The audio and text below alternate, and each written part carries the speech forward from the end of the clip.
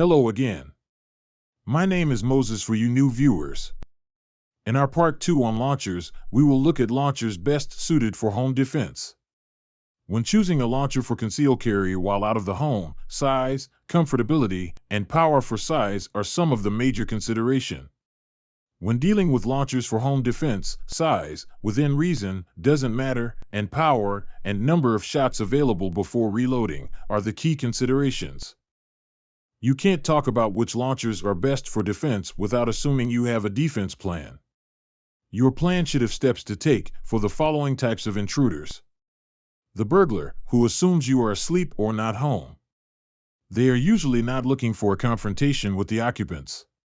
The home invader, which usually involves more than one intruder, who invades knowing someone is home, will come prepared to win any confrontation with the occupants. A less lethal launcher should be sufficient to handle a burglar, as you would take up a defensive position and announce the presence of people being home. Most burglars will retreat unless you go looking for them stealthily. You may end up startling them and causing them to lash out with whatever weapon they have. This could happen before you can fire enough projectiles to hasten their retreat. You should never go looking for a burglar unless they have access to your loved ones. We will discuss defensive plans and various intruder scenarios in a later video. The second type of intruder, the home invader, presents a serious challenge to a less than lethal defense. There are almost certainly to be more than one individual, and at least one of the intruders will have a firearm. We will assume in this video that you can establish yourself in a defensive position between the intruders and you and the other occupants. Now let's look at the recommended launchers. The launchers checked have variable velocity settings capability. The velocity can be raised to give 20 or more joules of power.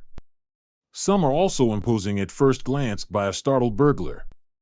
As long as the burglar doesn't have a firearm and is confronted far enough apart that you can fire before he can attack, the launchers have enough pain and minor injuries to give, such that the single burglar will run off. Even 2 or 3 burglars might be run off if confrontation was not part of their plan.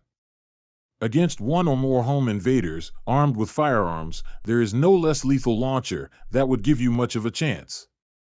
You should confront armed intruders only as a last resort if you and loved ones can't barricade until help arrives or escape. Surrender and compliance is an option, but assailants who storm your dwelling knowing you are home may have violence, more than robbery, on their mind, or they may torture you or loved ones to see if there is any hidden valuables about that they couldn't find. The launchers shown here are capable of power levels, through modification, of 35 to 50 joules. Some, as well as models not even shown, are capable of twice those figures.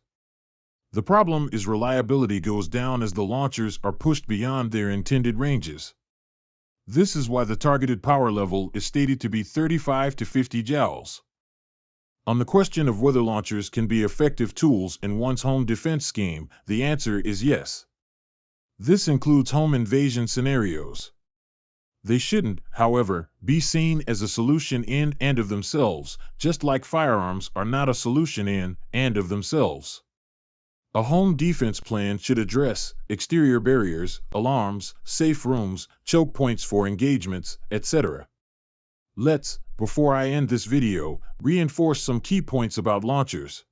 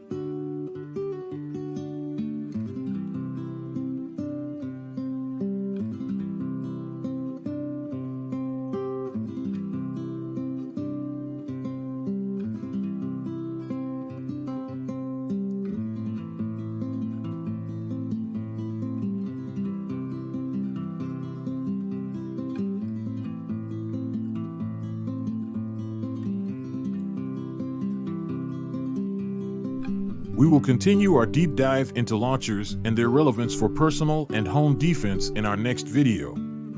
Until then, be safe, and thanks for watching.